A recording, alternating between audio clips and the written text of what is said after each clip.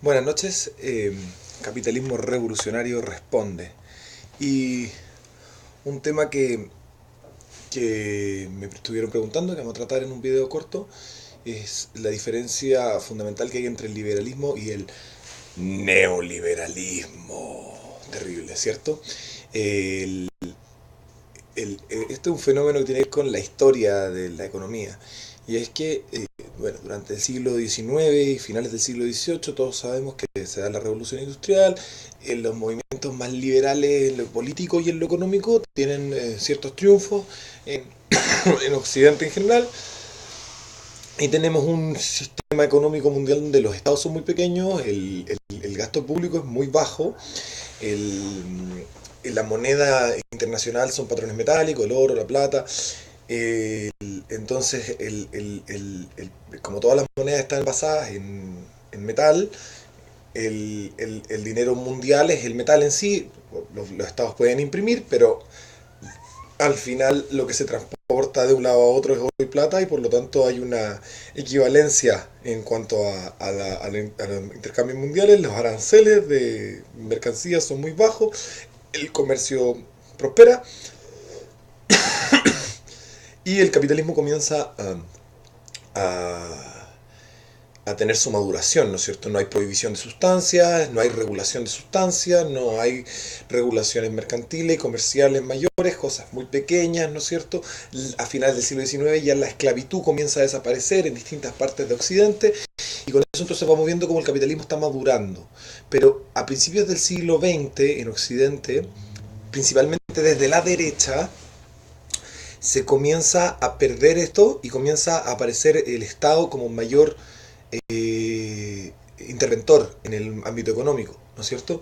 Nos encontramos con la prohibición del alcohol, la prohibición de ciertas drogas, la prohibición del alcohol en Estados Unidos, muy bullada y seca, la prohibición de ciertas sustancias, la regulación de ciertas sustancias. Los banqueros privados se unen corporativistamente y establecen lo que va a ser los bancos centrales y los impuestos de renta, con los cuales van a sostener estos bancos centrales y con los cuales van a sostener un Estado que les va a permitir a ellos tener unas barreras de entrada que les haga más fácil mantenerse en los negocios. Por lo tanto, los monopolistas del siglo XIX que alcanzaron su condición dentro de una situación de libre mercado, alcanzaron una condición de no monopolistas reales, sino de monopolistas naturales, es decir, elegidos por el consumidor como mejores productores y mejores oferentes de bienes y servicios. Pretenden sostener esa situación usando la fuerza coactiva del Estado, y entonces tienden al socialismo de derecha, y ese socialismo de derecha va a tender a colapsar la economía global en la Gran Depresión, y comienzan a tener mucha preponderancia las ideas de este economista inglés que es John Maynard Keynes. Con John Maynard Keynes se establecen una serie de instituciones mundiales. Los primeros en hacerlo son los nazis y los fascistas, y luego alrededor del mundo se comienza a establecer un nacionalismo monetario, es decir, el dinero ya no está anclado en general a patrones metálicos, o si está anclado tiene un anclaje débil, y lo que está es relacionado con la producción interna de los países.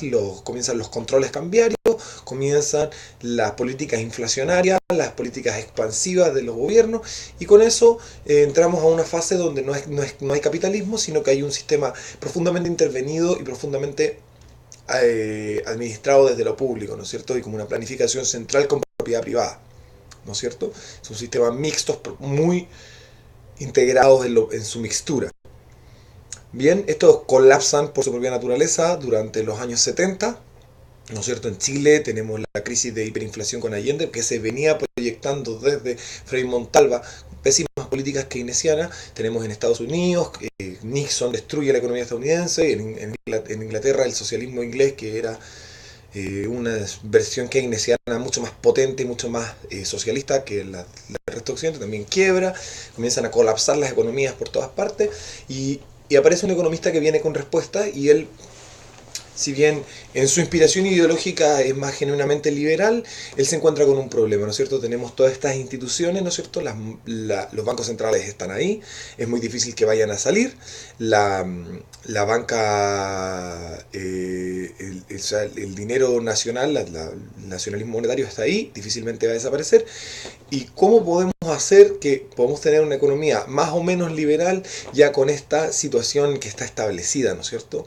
Entonces Milton Friedman, que es este economista, desarrolla un poco ciertas medidas paliativas del problema que ya venía siendo formado, que ya venía armado por el keynesianismo y otras políticas económicas nefastas que implementaron las potencias occidentales desde la Gran Depresión hasta los años 70 y 80.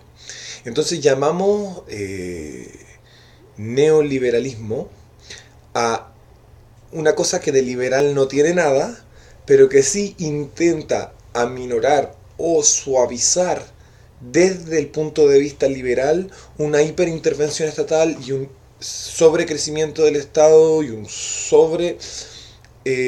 una sobreintervención pública de la economía, y las principales características que tiene el neoliberalismo, ¿no es cierto? Es básicamente que el control de cambio desaparece, es decir, que los nacionalismos monetarios, sin controlar su cambio, las monedas internacionales van a tender a un equilibrio por temas de que si tú vendes en Japón, recibes yenes y solamente puedes comprar cosas japonesas con yenes, entonces en algún momento las balanzas, ¿no es cierto?, de exportaciones e importaciones, ¿no es cierto?, tienden a buscar un equilibrio.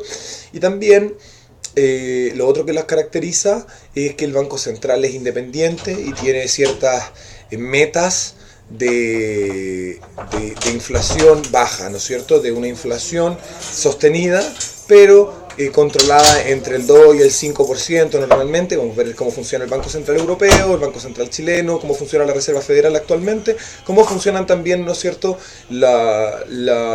el Fondo Monetario Internacional, la Banca Mundial, que tienen un funcionamiento hoy en día más moderado, más responsable si se quiere, pero no dejan de ser instituciones profundamente socialistas instauradas durante el keynesianismo. A lo que llamamos entonces neoliberal es a un aminoramiento del daño socialista generado por las políticas keynesianas realizadas en la mitad del siglo, mediados del siglo XX.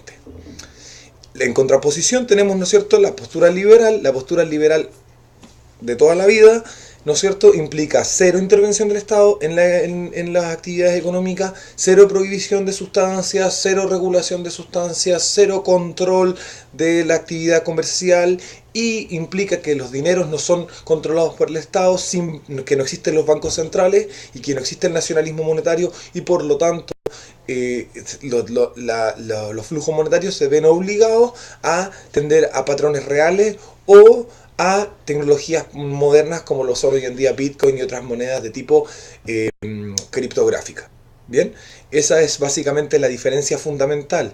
El neoliberalismo no es liberal, se le llama neoliberalismo porque es un aminoramiento desde el punto de vista liberal de los daños y de los errores cometidos por el keynesianismo en el siglo XX. Y el liberalismo es más o menos lo que había en el siglo XIX, pero imaginado en esta época, ¿no es cierto? Y lo podemos ver en algunas partes. Suiza es un país bastante liberal, poca regulación comercial, muy poca regulación financiera, muy poco impuestos, y eso permite que los capitalismos vayan madurando. El neoliberalismo no permite que los capitalismos vayan madurando, los mantiene más o menos cojos hasta que colapsan, como está sucediendo en hartas partes. Chile es un gran ejemplo, colapsan desde el punto de vista político porque ese funcionamiento cojo de los capitalismos neoliberales los hace estar en constante tensión producto de su mercantilismo inherente, es decir, de la prostitución entre política y los negocios. Eso ha sido la explicación de esa pregunta. Buenas noches.